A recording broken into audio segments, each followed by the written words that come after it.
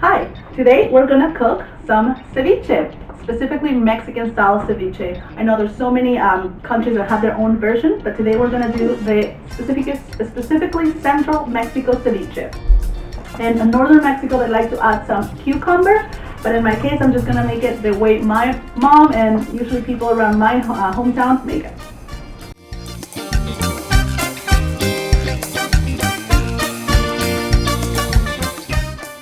So let's begin. This is a very easy, healthy, and quick recipe. Today I'm using frozen tilapia. I like to chop my tomatoes this way because I don't like any seeds and any juice in my ceviche. You can always use a spoon to scoop out any leftover seeds or juice. So we diced our tomatoes and now we have to work on our onions. You can add as many onions as you want, and for my jalapenos I like to remove the seeds and the veins. This is a very nice technique if you want to make this ceviche a little mild.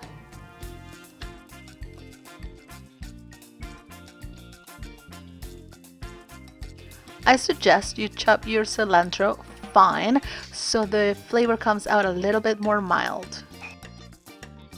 Once you've finished chopping your vegetables, you will have to start working on your fish.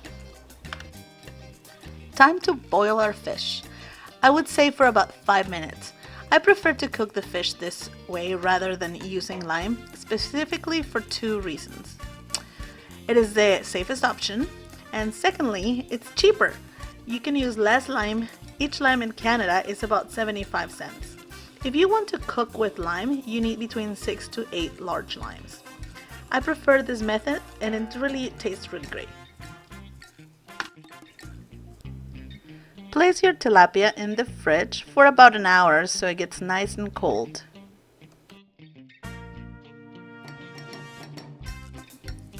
Once you chilled your tilapia, now it's time to add your lime.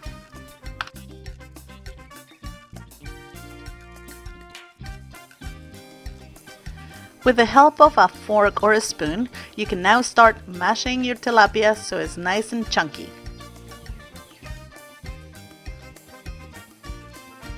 Okay, so we're almost ready to start mixing our ingredients. We're gonna do our tomatoes. I did about 1 tomato, 1 big tomato. You can do 1. Next, we have our onions. Spanish onion, just regular yellow onion, or red onion. They're all good in this case because I have both. I'm getting a little fancy and adding both onions. Now, cilantro time.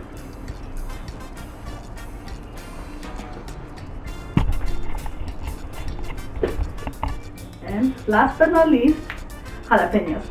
And in this case, you can use habaneros if you have habaneros. I love chile serrano. I haven't been able to find that kind of hot pepper chili in Canada, but if you are in the US or somewhere else in Canada where they have a bigger population with international community, you might be able to find chile serrano. That's the one we actually use the most in Mexico, more than even jalapeno, but I'm using jalapeno this time.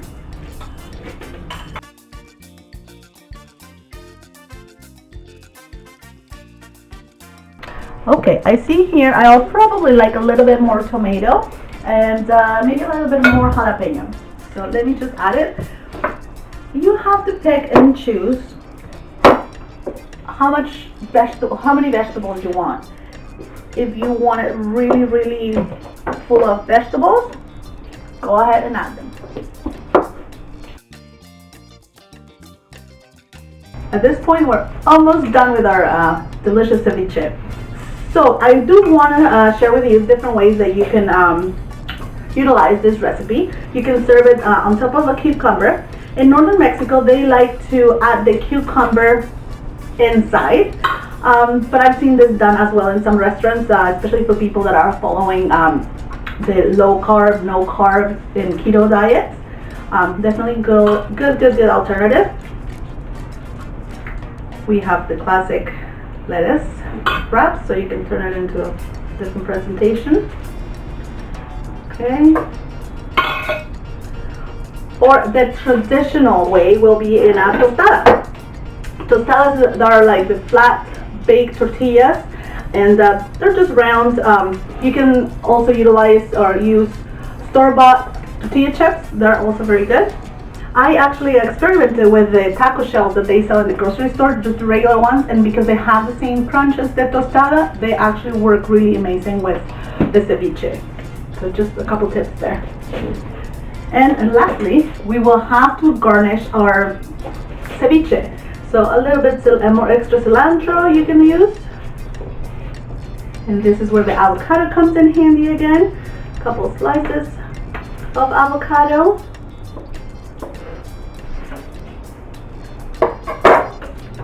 Hot Mexican sauce, we like to sprinkle a few drops in there.